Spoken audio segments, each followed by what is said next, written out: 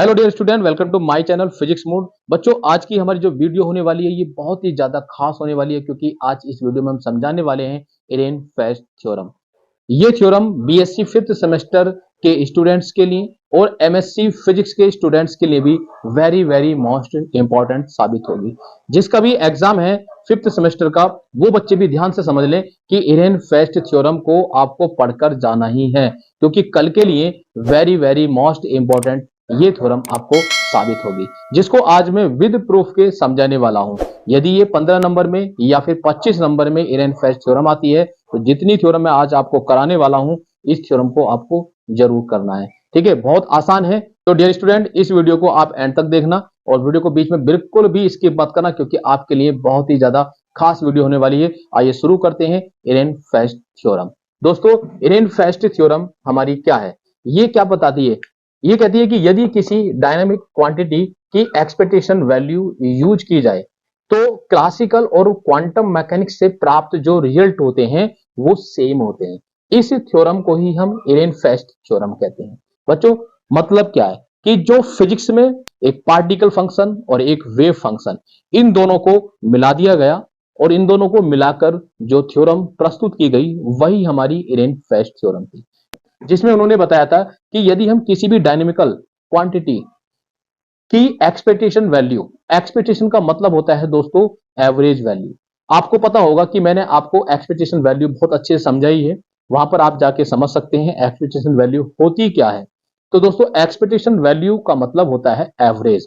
जैसे हमारे पास different different values हैं, 2 3 4 5, इस तरह से कोई डिफरेंट वैल्यू है, इनका क्या निकालेंगे? हम एवरेज निकालेंगे। यदि इनका हम एवरेज निकालते हैं तो ये हमारा क्लासिकल मैकेनिक्स के अकॉर्डिंग एक एवरेज वैल्यू निकल कर आएंगे। इसी प्रकार से यदि हम किसी वेव की बात करें, तो वेव किस तरीके से प्रोपोगेट करती है? दोस्तों, वेव जो करती है हमारी कुछ इस तरह से प्रोपोगेट करती है। यदि हम इस वेव में पार्टिकल के डिफरेंट डिफरेंट वैल्यू को देखें, यानी कि पार्टिकल हमारा इस वेव के अकॉर्डिंग मूव कर रहा है क्वांटम मैकेनिक्स के अनुसार, तो क्वांटम मैकेनिक्स में इस पार्टिकल की डिफरेंट वैल्यू यहां पर देख ली, कभी कभी यहां पर, कभी यहां पर, कभी यहां पर।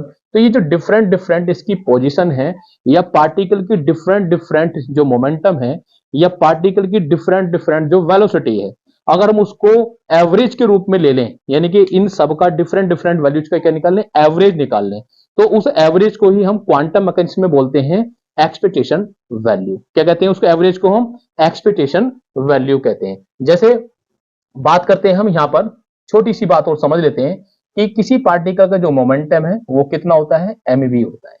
किसी पार्टिकल का मोमेंटम कितना होता है? एमवी होता है। ठीक है, अब मैं यहां पर क्या करूं कि इस v को इधर लिख दें और p को, m को इसके नीचे ले जाएं, तो p अपॉन m कर दें। ठीक है, अब यहां पर इस v को मैं कैसे लिख सकता हूं? v को लिख सकता हूं dx upon dt is equal to p upon m। दोस्तों, ये पोजीशन हो गई हमारी, यानी कि v किसको बता रहा है? चेंज ऑफ पोजीशन को बता रहा है, पार्टिकल की चेंज ऑफ पोजीशन है ये। यदि पार्टिकल की चेंज ऑफ पोजीशन है, तो उसका मतलब पोजीशन क्या होगी? डिफरेंट हो गई।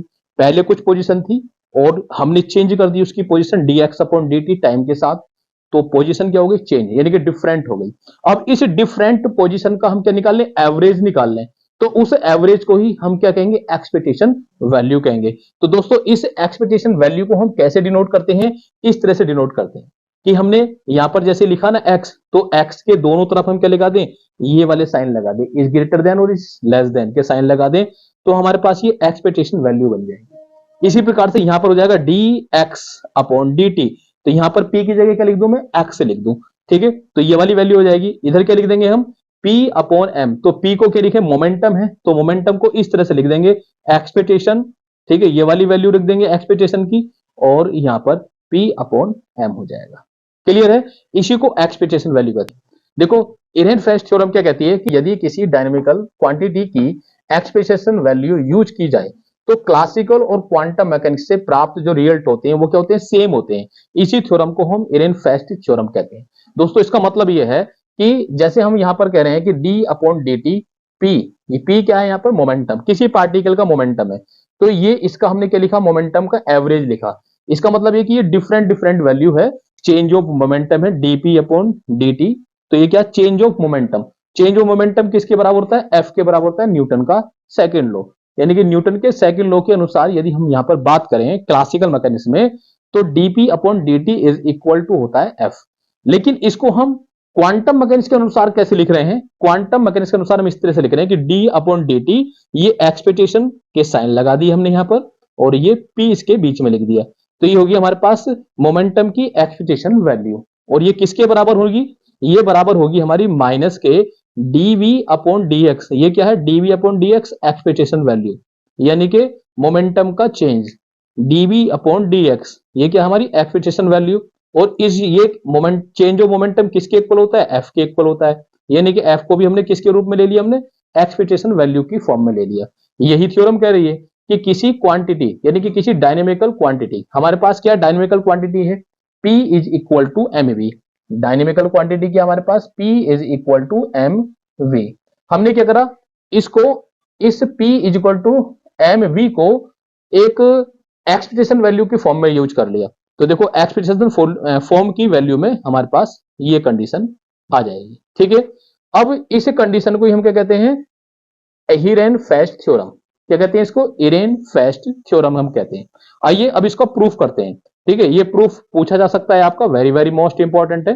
तो प्रूफ भी बहुत ज्यादा आसान है। हमने क्या माना इसके लिए कि माना m मास का कोई पार्टिकल पॉजिटिव एक्स एक्सिस के अलोंग मोशन करता है। किसके अलोंग कर रहा है? पॉजिटिव एक्स एक्सिस के अलोंग कर रहा है, पार्टिकल मोशन कर रहा है, जिसका किसी टाइम मोमेंटम कितना है? p है। किसी टाइम उसका मोमेंटम क्या है? p है। अब इस मोमेंटम p की क्या ले ली हमने? एक्सपेक्टेशन वैल्यू ले ली। अभी मैंने बताई ना आपको, ये क्या है? एक्सपेक्टेशन वैल्यू है। तो हमने इसकी एक्सपेक्टेशन वैल्यू ले ली। एक्सपेक्टेशन का साइन कौन सा हमारा? ये, ठीक है। इस तरह से हम इसको डिनोट करते हैं। तो हमारे पास क्या हो गया? So the expectation value of momentum p। तो हमारे पास ये एक्सपेक्टेशन का साइन लगा दिया है हमने, तो यहां पर एक्सपेक्टेशन वैल्यू बन गई किसकी? मोमेंटम की। और ये किसके बराबर होता है? तो मैंने आपको जहां पर एक्सपेक्टेशन वैल्यू समझाई थी, वहां पर मोमेंटम की एक्सपेक्टेशन वैल्यू निकाल कर भी दिखाई थी। तो वो कितनी वैल्यू आई थी वहां पर? वो आई थी expectation p is equal to integral minus infinite से plus infinite sign star p sine into dx। तो ये जो वैल्यू थी हमारी, ये मोमेंटम की एक्सपेक्टेशन वैल्यू थी। क्लियर है? ये याद रखना आपको, मोमेंटम की क्या है? एक्सपेक्टेशन वैल्यू है। अब हम जानते हैं वहां पर जब एक्सपेक्टेशन वैल्यू निकाली थी क्वांटम मैकेनिक्स में, तो क्वांटम मैकेनिक्स में हमने कुछ ऑपरेटर यूज किए थे। तो ऑपरेटर जो हमने यूज किए थे वो कैसे यूज किए थे कि अगर हमारे पास एक्स एक्सिस के अलोंग कोई ऑपरेटर है p का, मोमेंटम का, तो वो कितना होगा? p is equal to minus I H cut d upon D x. तो ये याद होगा आपको कि ये जो ऑपरेटर है वो किसके अलोंग है? एक्स एक्सिस के अलोंग है।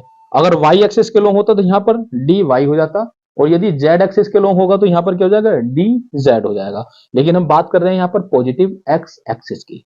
तो आइए समझते हैं आगे कि हमने क्या किया यहां पर कि जो हमारे पास p है, p कहां पर है? यहां इन दोनों साइन के बीच में है, यानी कि साइन स्टार और साइन के बीच में क्या p है। तो इस p की हमने एक्स एक्सिस के अलोंग जो हमारे पास ऑपरेटर वैल्यू है वो हमने ये वैल्यू रख दी। तो p के स्थान पर कितना आया हमारे पास? ये आ गया कि minus I H cut integration minus infinite से plus infinite sign star D sign upon D x into D X. देखो यहां पर p साइन के साथ है, साइन स्टार कॉमन है, तो साइन के साथ है, तो साइन के साथ हमने क्या लिखा? p का मान जो कांस्टेंट वैल्यू थी माइनस आई एच कट, इसको बाहर ले लिया, और यहां पर d अपॉन जो dx था ये d साइन अपॉन dx के रूप में लिख दिया। यानी कि इसको हमने इस फॉर्म में लिख लिया, p का मान रखा है केवल यहां पर। अब हमने क्या करा? इस वाली इक्वेशन का डिफरेंशियल कर दिया विद रेस्पेक्ट टू t, यानी कि t के रेस्पेक्ट में हमने क्या करा? इसका डिफरेंशियल कर दिया। अब देखो डिफरेंशियल करेंगे तो हमने क्या लिखा? यहां पर हमारे पास क्या है? एक्सपेक्टेशन वैल्यू ऑफ मोमेंटम है, तो एक्सपेक्टेशन वैल्यू ऑफ मोमेंटम का क्या करा हमने? डिफरेंशियल किसके रेस्पेक्ट में? t के रेस्पेक्ट में। इस तरह से टर्म बन जाएगी हमारी। इसके बाद हमने देखो यहां पर d upon D T differential form लिख दी, और बाकी जो वैल्यू है ये वाली ये हमने ब्रैकेट में लिख दी, एक बड़ी ब्रैकेट में, ठीक है। इसके बाद हमने क्या करा? देखो ये जो d अपॉन डी टी यानी कि t के रेस्पेक्ट में हम डिफरेंशियल करेंगे, इसको दो पक्ष मान के करेंगे, यानी दो पार्ट मान के करेंगे। ये वाला साइन स्टार का फर्स्ट पार्ट हो जाएगा और d sign upon D x का सेकेंड पार्ट हो जाएगा। तो फर्स्ट और सेकेंड पार्ट मानकर हमने इसका जो डिफरेंशियल किया वो ये आ गया माइनस आई एच कट, ठीक है, बड़ी ब्रैकेट इंटीग्रेशन माइनस इन्फिनाइट से ये integration minus infinite two plus infinite sign star पहले इसको कॉमन कर लिया फर्स्ट पार्ट को, सेकंड पार्ट का हमने डिफरेंशियल किया तो कितना हो जाएगा d square psi upon D x d T. ठीक है, ये आ गया हमारे पास और डॉट डी एक्स ऐसे रहा। फिर उसके बाद प्लस, अब हमने सेकंड पार्ट को कॉमन कर लिया डी, ठीक है, सेकंड पार्ट को कॉमन कर दिया D sign upon D X और पहले पार्ट का डिफरेंशियल कर दिया D psi star upon D T और इंटू डी एक्स ऐसे रहा। तो हमने फर्स्ट और सेकंड पार्ट मानकर ये डिफरेंशियल कर लिया और डिफरेंशियल इक्वेशन जो हमारे पास आई है इसको मान लिया इक्वेशन नंबर 1। दोस्तों वो तो हमने इक्वेशन नंबर 1 मान ली है, ठीक है, जो मोमेंटम की एक्सपेक्टेशन वैल्यू हमारी आई है। अब उसको सॉल्व करेंगे इक्वेशन को।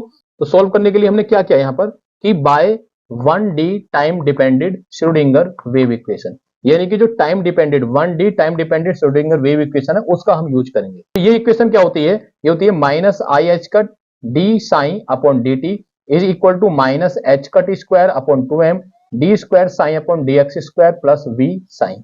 ये जो इक्वेशन होती है हमारी, ये time dependent 1D time dependent Schrodinger wave equation होती है। इस इक्वेशन को हमने किस रूप में लिख लिया कि जो हमारे पास आई एच कट है इसको दूसरी साइड ले गए 1 अपॉन आई एच कट के रूप में ले गए और ब्रैकेट में ये पूरी वैल्यू हमने लिख दी, यानी कि ये जो वैल्यू थी हमारी इसको हमने ब्रैकेट में लिख दिया एज इट इज। इसी प्रकार से अब हमने इस इक्वेशन का कॉन्जुगेट ले लिया। इस इक्वेशन की हमारी जो कॉन्जुगेट इक्वेशन होगी वो होगी d psi star upon D x is equal to minus 1 upon I H cut और ब्रैकेट में minus H cut square upon 2m D square psi upon D x square plus we sign.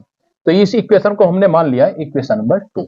जो हमारी conjugate equation है इसकी उसको क्या मान लिया हमने इक्वेशन नंबर 2। यहाँ पर माइनस था तो कॉन्जुगेट इक्वेशन क्या हो जाएगी, इसके अपोजिट हो जाएगी, इसकी एकदम उल्टी। तो इसकी उल्टी वैल्यू हमारे पास ये आ गई इक्वेशन नंबर 2। इक्वेशन नंबर 1 हमने पहले मान लिया है और इसको मान लिया इक्वेशन नंबर 2। अब हमने क्या करा, इस जो इक्वेशन ये वाली है, ठीक है, इस इक्वेशन की बात कर रहे हैं, ये कॉन्जुगेट की बात नहीं कर रहे हम।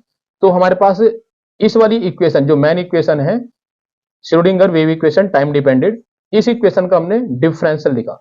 ठीक है, क्या लिखा हमने डिफरेंशियल, यानी कि इसका डिफरेंशियल किया एक्स के रेस्पेक्ट में। तो इसका जो डिफरेंशियल होगा एक्स के रेस्पेक्ट में कितना जाएगा d square psi upon D x d t, ये वैल्यू आ गई डिफरेंशियल की। ठीक है, d square psi upon D x d t is equal to 1 upon I H cut ऐसे ही रहेगा। ठीक है, अंदर देखेंगे वैल्यू हमारे पास कितनी आ जाएगी यहाँ पर माइनस का H cut square upon 2m। तो जब इसका हम डिफरेंशियल करेंगे तो कितना हो जाएगा डी की पावर 2 है यहाँ पर, तो यहाँ कितना हो जाएगा डी की पावर 3, क्योंकि एक्स के रेस्पेक्ट में कर रहे हैं हम, तो एक्स से नीचे भी, तो डी एक्स की पावर 3 प्लस, अब इसका देखो कितना आएगा differential d upon D x v psi. अब देखो यहाँ पर वी साइन है, इसको हम फर्स्ट और सेकंड पार्ट मानकर डिफरेंशियल कर लेंगे। ठीक है, इसको मान लेंगे v को फर्स्ट पार्ट और साइन को सेकंड पार्ट। तो कितना माना जाएगा, ये तो सब सेम रहेगा, केवल इस पार्ट का हमें डिफरेंशियल करना हो तो इस पार्ट का डिफरेंशियल हो गया डी अपॉन डी एक्स। तो यहाँ पर v को कॉमन कर लेंगे तो v D sign upon D X और प्लस यहाँ पर अब हम साइन को कॉमन कर लेंगे तो d we upon D x. तो ये टर्म हमारी इसकी डिफरेंशियल फॉर्म आ जाएगी। बाकी टर्म जो हमारी है वो एज इट इज ऐसे ही रहेगी। क्लियर है। अब इसको हमने क्या कर लिया, इसको मान लिया इक्वेशन नंबर 3। अब देखो हमने क्या किया, यहाँ पर जो इक्वेशन नंबर 2 है ये और इक्वेशन नंबर 3 ये, इन दोनों इक्वेशन को इक्वेशन नंबर 1 में पुट कर दिया। तो क्या आया हमारे पास इक्वेशन, तो हमारे पास इक्वेशन क्या आएगी, वो आएगी माइनस आई एच कट, ठीक है, बड़ी ब्रैकेट माइनस इन्फिनिट से प्लस इन्फिनिट साइन स्टार और यहाँ मजली bracket 1 upon I H cut minus H square upon 2m D की power 3 sine upon D x की power 3 plus V D sign upon D X plus D we upon D x sine. ठीक है, छोटी bracket बंद, फिर मजली bracket into D X plus, इसके बाद हमारे पास जो सेकंड टर्म थी उस टर्म में भी हम वैल्यू रख देंगे ये, तो ये जाएगी माइनस इन्फिनिट से प्लस इन्फिनिट और मजली bracket minus 1 upon I H cut छोटी ब्रैकेट शुरू minus H cut square upon 2m D square sine star upon D x की power 2 plus we sine star bracket बंद मजली ब्रैकेट बंद D sign upon D x into D X बड़ी bracket बंद। ठीक है, यानी कि हमने क्या करा, इक्वेशन नंबर 2 और 3 को इक्वेशन नंबर 1 में पुट कर दिया और 1 में पुट करके ये वाली हमारी इक्वेशन 1 बन गई। अब इसके बाद इसको सोल्व करेंगे, तो सोल्व करने के लिए क्या किया हमने, ये माइनस का आई एच कट और 1 upon I H cut in दोनों की पूरे की मल्टीप्लाई, यानी कि इस टर्म की और यहाँ पर माइनस इन्फिनिट से लेके प्लस इन्फिनिट साइन स्टार और 1 अपॉन आई एच कट की, इन सब की मल्टीप्लाई अंदर करते हुए चलेंगे। ठीक है, तो जब अंदर मल्टीप्लाई करेंगे तो यहाँ पर आप देख रहे हैं कि आई एच कट और आई एच कट ये दोनों क्या हो जाएंगे कैंसिल मल्टीप्लाई करने पर। तो कैंसिल होकर हमारे पास क्या बचेगा यहाँ पर, H cut square upon 2m, ये माइनस और ये माइनस है, दोनों क्या हो जाएंगे प्लस, तो प्लस का H cut square upon 2m, ये हमने कॉमन के रूप में ले लिया बाहर। ठीक है, तो हमारे पास देखो यहाँ पर इसकी मल्टीप्लाई कितनी हो जाएगी अंदर, ये हो जाएगी इंटीग्रेशन माइनस इन्फिनिट से plus infinite sign star D की power 3 sine upon D x की पावर 3 इंटू डी एक्स। इसके बाद हमारे पास ये बचेगा कि माइनस इन्फिनिट से लेके plus infinite sign star v D sign upon D x into D x. अब देखो ये जो टर्म हमारे पास बची है वो कैसे आई, बाहर क्या माइनस है और यहाँ पर क्या प्लस, तो ये प्लस माइनस क्या हो जाएगा माइनस, ये माइनस आ गया और इसकी मल्टीप्लाई इसके अंदर करेंगे तो ये हमारे पास ये वैल्यू आ जाएगी। इसी के बाद हमने क्या करना है, देखो यहाँ पर क्या प्लस है और ये माइनस है, तो प्लस माइनस क्या हो जाएगा माइनस, माइनस आ गया। अब इसकी मल्टीप्लाई उसमें करेंगे हम यहाँ पर, तो मल्टीप्लाई करके जो आई एच कट है इससे आई एच कट कैंसिल हो जाएगा और कैंसिल होकर हमारे पास जो वैल्यू बचेगी वो ये आएगी। ठीक है, इसके बाद हमें देखो क्या करना है यहाँ पर कि नेक्स्ट वैल्यू हमारे पास जो है ये माइनस की है, तो ये प्लस की वैल्यू हो जाएगी, तो माइनस प्लस, तो हमारे पास ये वाली वैल्यू आ गई प्लस की और ये वाली वैल्यू हमारे पास माइनस की हो जाएगी। अब इसके बाद देखो यहाँ पर देखते हैं कि ये माइनस की वैल्यू है और ये वाली प्लस की वैल्यू, ये दोनों सेम है लेकिन एक माइनस और एक प्लस, तो दोनों क्या हो गए कैंसिल, ये दोनों टर्म हम कैंसिल कर देंगे और कैंसिल करने के बाद हमारे पास जो शेष टर्म बची है, एक टर्म तो ये शेष बचेगी, दूसरी टर्म ये बचेगी और तीसरी टर्म ये, तीन टर्म हो गई हमारे पास। तो इन तीनों टर्म में आप देख रहे हैं कि H cut square upon 2m वाली टर्म है ये, यहाँ भी H cut square upon 2m वाली टर्म है और ये बिना H cut square upon 2m वाली टर्म है।